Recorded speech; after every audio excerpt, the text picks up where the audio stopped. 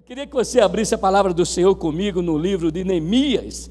Nós vamos aprender um pouco com este homem como vencer as adversidades, em especial, como vencer a miséria e o desprezo.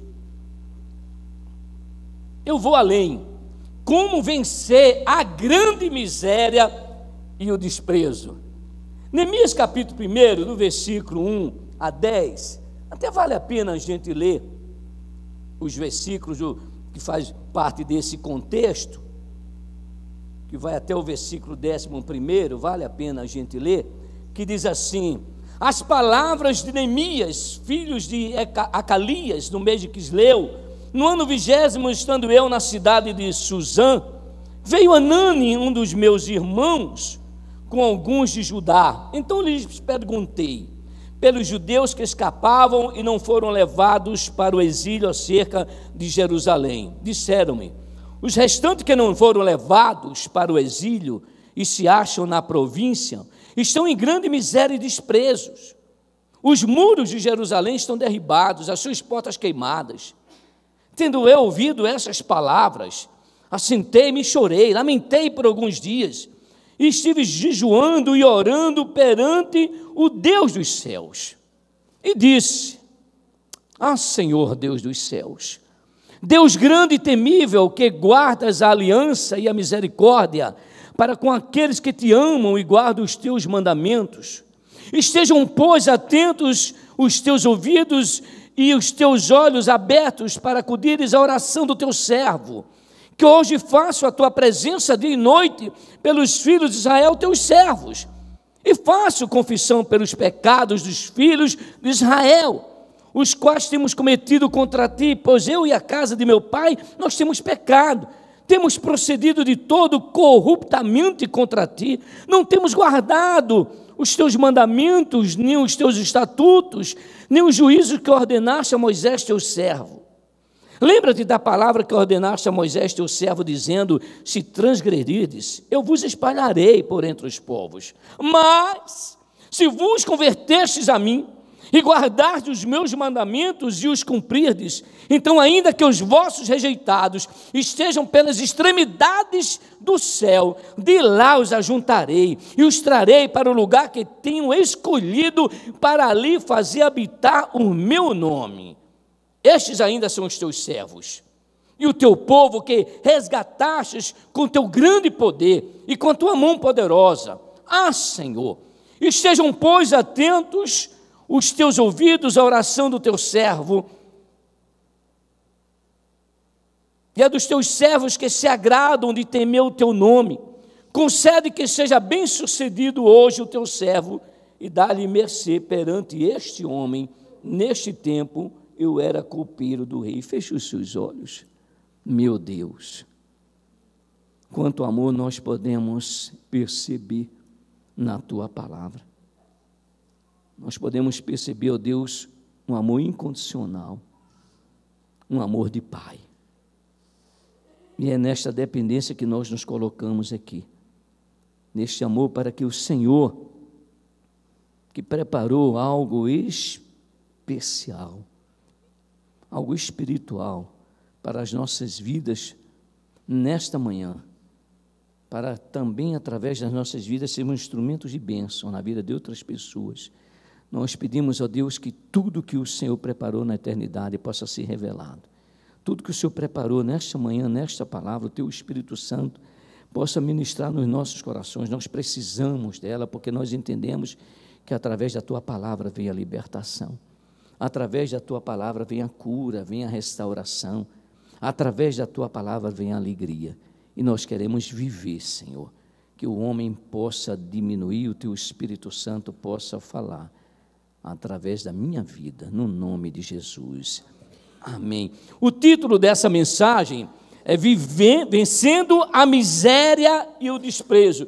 Por incrível que pareça, à luz da Bíblia, nós podemos sim vencer a miséria, nós podemos sim vencer o desprezo, nós podemos vencer a escassez, nós podemos vencer a necessidade, nós podemos vencer a adversidade, nós podemos vencer a infelicidade, o sofrimento, a pobreza extrema, nós podemos vencer a miséria.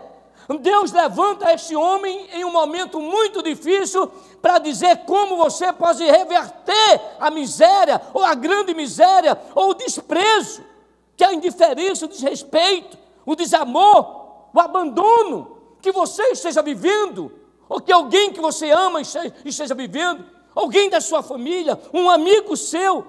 Através dessa palavra nós podemos mudar esse quadro. E eu fico pensando, já pensou se os nossos políticos entendessem isso? Não teria miséria nas nações. Deixa eu trazer para o nosso Brasil. Não teria miséria, não teria desprezo, não haveria necessidade, não haveria pobreza extrema, como a expressão que a gente escuta muito na televisão. E hoje o Espírito Santo vai nos trazer uma palavra. Aqui não está o tema, aqui não está esses ministros dos homens, não está o governador, mas tem homens e mulheres de Deus que Deus vai usar para tirar a miséria dessa terra, para tirar a miséria da nossa nação, para tirar a pobreza da nossa vida. E aqui eu queria que você abrisse o leque. Qual a miséria, que é uma palavra muito forte, mas deixa eu minimizar um pouquinho para você entender. Qual a escassez, qual a necessidade, qual a diversidade, qual a infelicidade, qual o sofrimento que você está passando, em qualquer que seja a área, na espiritual, na sua vida sentimental, na sua vida conjugal, na sua vida familiar. Qual a área da sua vida que está escassa? Qual a área da sua vida que você é necessitado?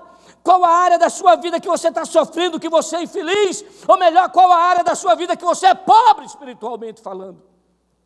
E Deus te trouxe nesta manhã, você homem de Deus, você mulher de Deus, para encher o seu coração de bênção, de vitória. O que é que hoje tem provocado a vergonha na sua vida e na sua família? O povo de Judá, Deus deixa bem claro que era um povo escolhido por Deus. Era um povo que Deus tinha separado na oração de Neemias. Ele diz, é o teu povo. Ele faz questão de frisar mais de 3 vezes o povo de Israel, o povo escolhido por Deus, o povo que Deus libertou. Senhor, esse é o teu povo. Ele está vivendo em grande miséria. Neemias estava na sua oração dizendo, esse povo está vivendo uma grande escassez, não tem nada, pelo contrário, falta tudo. Falta sobrevivência, falta alegria, falta paz, falta amor. Neemias estava dizendo para Deus, Deus, esse povo necessita, esse povo está infeliz, esse povo está sofrendo.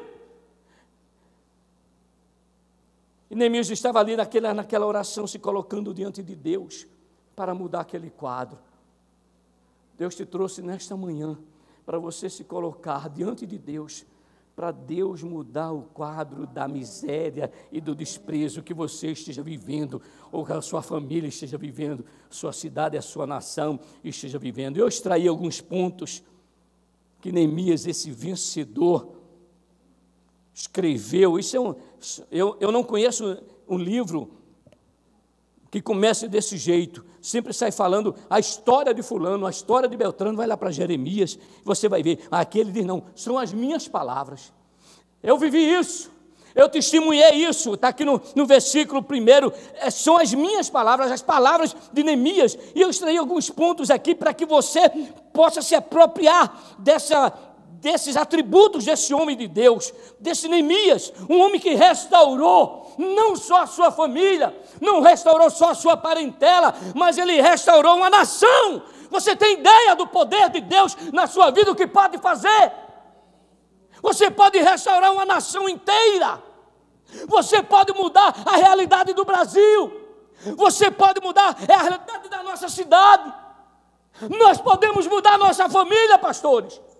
Nós podemos mudar sim, à luz da Bíblia. Neemias era um homem simples, tudo bem, ele tinha uma posição de destaque, que era copeiro, mas era um escravo, que servia ao rei da Pérsia, mas era um homem de Deus, e ele, diante daquele quadro, ele nos ensina muitas coisas, e de acordo com o tempo eu vou apresentar algumas delas para você, porque o Espírito Santo ministrou muito na minha vida. como vencer a miséria, ou melhor, como vencer a grande miséria, como vencer o desprezo. Primeiro, não se conformar com ela.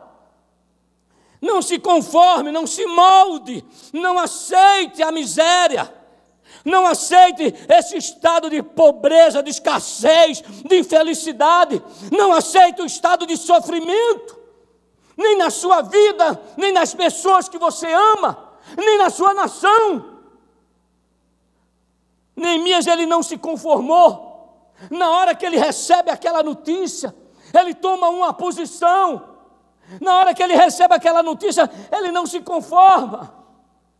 Neemias era uma pessoa que tinha sido estabelecida por Deus para fazer diferença. E eu pergunto, será que você entende que você é o Neemias de hoje? Será que você, homem e mulher, entende que você foi escolhido por Deus para fazer diferença nesta terra? Será que você entende, vocês cristãos, vocês evangélicos, que um dia aceitaram Jesus Cristo e tem o Espírito de Deus habitando dentro de você? Será que você entende que você respira ainda para um propósito? Será que você compreende que esse propósito é grande? Que esse propósito é divino? Não é um propósito de homem. Deus quer usar você, quando sair daqui nesta manhã, para aniquilar a miséria, a grande miséria e o desprezo na sua casa, na sua família, na sua parentela. O primeiro, não se conforme, não aceite. É assim, é natural. As pessoas podem escolher o que quiser, é verdade, como você também pode escolher mudar o quadro. Muitas vezes nós nos acomodamos, quando vemos uma pessoa passando por miséria, por desprezo, por infelicidade, por sofrimento, por angústia, por dor. Às vezes nós julgamos essa pessoa, o problema é dele. Até nós damos uma de moralista. Até já falei para ele, eu já disse para ele o que deveria fazer. Neemias não. Neemias foi e buscou a Deus. Disseram para ele, olha só, Neemias estava no lugar dele, versículo 3, e disseram para ele, o restante que não foram levados para o exílio e se acham lá na província, estão em grande miséria e desprezo. Neemias era um homem que se preocupava com o outro. Neemias era um homem que se preocupava com a sua família, se preocupava com a sua parentela, se preocupava com o seu povo. Isso é algo que nós devemos ter no nosso coração. Não no sentido pejorativo da palavra de preocupação, mas no sentido de cuidado, no sentido de amor pelo próximo, de amor pela família. Ele estava bem, estava no palácio, era homem de confiança do rei, da nação mais poderosa da época, era um cara que estava numa posição de destaque. Mas quando o irmão dele, Anani, veio visitá-lo, a primeira coisa que ele perguntou, como estão? Ou como está a minha família, ou como estão as pessoas que ficaram lá em Jerusalém. Ele se preocupava com o outro. Isso é algo que Deus quer colocar no nosso coração nesta manhã, esse desejo do bem-estar do próximo, de amar o próximo como você ama você mesmo. E Anani apresenta as condições, essas eram as condições que o povo estava vivendo. O povo de Jerusalém, as muralhas caídas. Pastor, quando os muros de proteção da nossa vida estão derrubados ou derribados, nós perdemos a proteção. As muralhas de Jerusalém tinham sido derrubadas, tinham sido destruídas, tinham perdido a proteção. Você não pode perder a proteção de Deus na sua vida. Você não pode perder de maneira nenhuma o seu relacionamento com Deus. E se porventura você perdeu esse relacionamento com Deus, se porventura esse relacionamento com Deus que você um dia teve foi tão alto e hoje não está em alta, está em baixa, a ponto de sofrimento, angústia, tristeza, infelicidade fazer parte da sua vida, parte da sua família, Deus te trouxe nesta manhã para mudar esse quadro, porque nós precisamos ter essa proteção de Deus. Se você não tiver a proteção de Deus, nada que nós pastores e pastoras viemos a fazer vai dar resultado. Quando eu estava preparando essa palavra, o Espírito do Senhor me trouxe a experiência de Jó. Era um homem íntegro, reto, temente a Deus, se desviava do mal. o dia Satanás se apresenta junto com os anjos diante de Deus, e Deus chega para Satanás e diz assim: você viu o meu servo Jó? Ele disse: eu vi. Isso nos mostra que ele está olhando para mim e para você. Satanás tem os olhos postos também na gente, mas Jó era íntegro, Jó era reto, Jó era temente a Deus, só desviava do mal, e Satanás não pôde tocar. Sabe por que não pôde tocar? Porque ele tinha uma proteção, Deus tinha protegido ele com uma cerca. Olha o que diz o versículo 1:10, palavras do inimigo diante de Deus. Versículo Jó: acaso não cercaste com a sebe a ele, a sua casa e a tudo quanto tem? A obra de suas mãos abençoaste, os teus bens se multiplicaram na terra. Quando nós somos protegidos por Deus, não há miséria. Quando nós temos Deus como nosso muro, não existe desprezo na nossa vida, não pode existir. Está aqui a experiência de um homem igual a eu e você, homem carne e osso, nascido de mulher, nascido do pecado, do adâmico, mas era um homem que tinha a proteção de Deus. Oh, aleluia! Isso significa dizer que se eu e você tivermos uma vida de relacionamento íntimo com Deus, nós teremos a proteção de Deus na nossa vida. A nossa casa será protegida por Deus, a nossa família será protegida por Deus, os nossos bens serão protegidos por Deus, nada vai tocar. Em outras palavras, Satanás não pode nos tocar, e nem tocar na nossa família, quando estivermos com as cercas, com as muralhas erguidas por Deus. Erguidas por Deus. Mas Neemias tinha essa muralha, mas a sua família não tinha. Então, primeiro ponto de Neemias, ele não se conformou com a miséria e o desprezo alheio. Não se conforme nem com a sua, nem com outra miséria qualquer. Relacionamento em contendas, filhos escravos. Eita! Olha só, quantos filhos escravos nós temos aqui? Quantos filhos nossos estamos aqui? Nós aqui, com filhos escravos, filhos biológicos escravos, mas podemos abrir filhos espirituais, escravos na prostituição, escravo no álcool, escravo nas drogas. E deixa eu dizer um negócio para você, não tome isso como ofensa, porque quando Neemias recebeu aquelas palavras do seu irmão, ele não tomou como ofensa. E Neemias também não agiu o contrário. Eles mereciam, eles desobedeceram a Deus, eles resolveram viver à margem de Deus.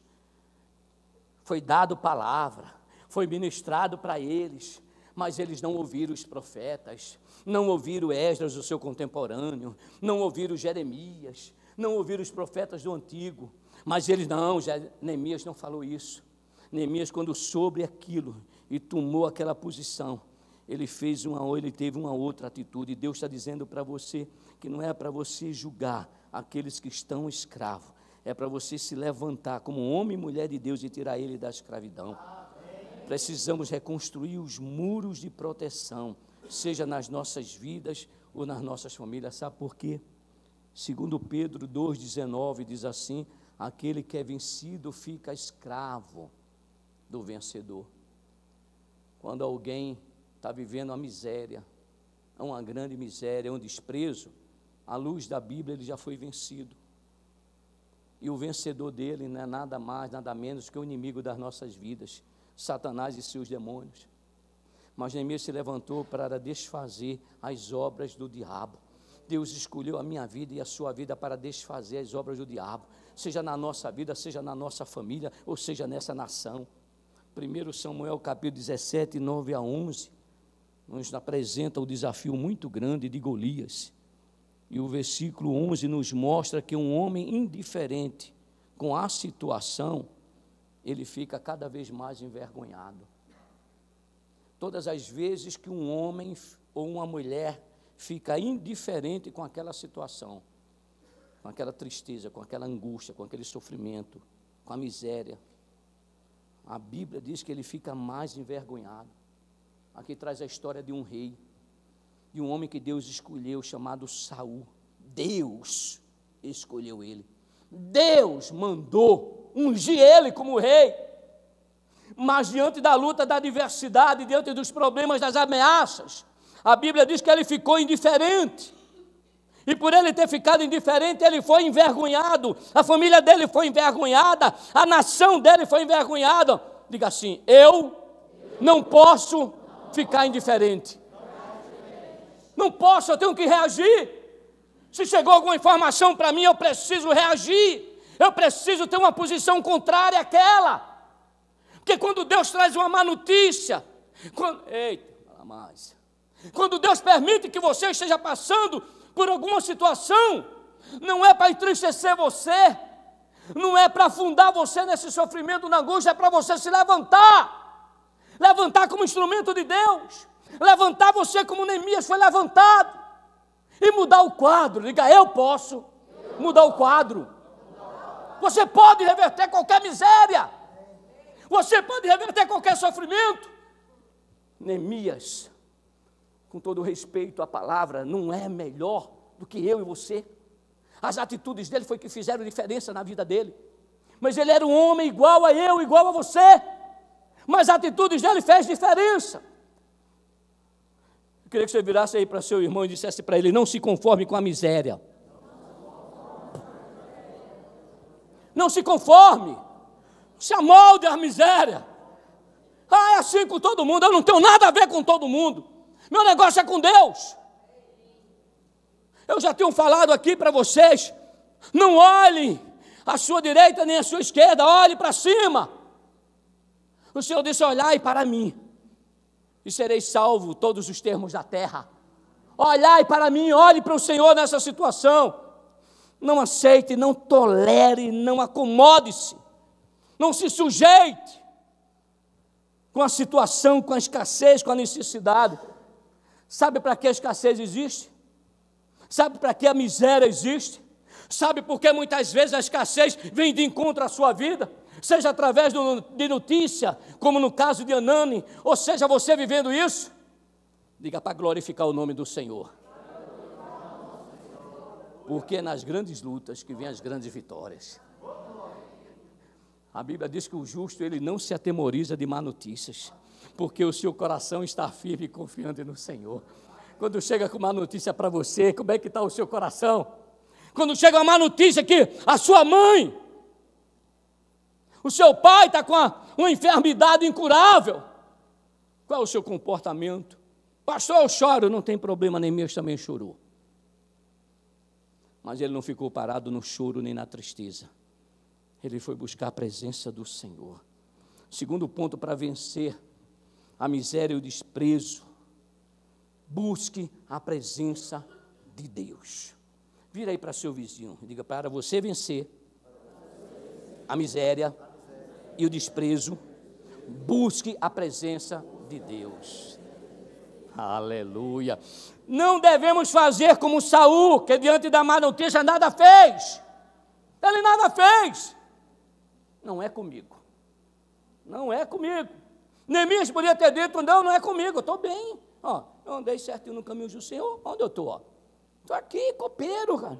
Posição de honra do rei mais poderoso, da nação mais poderosa. Brincadeira. Eu estou aqui.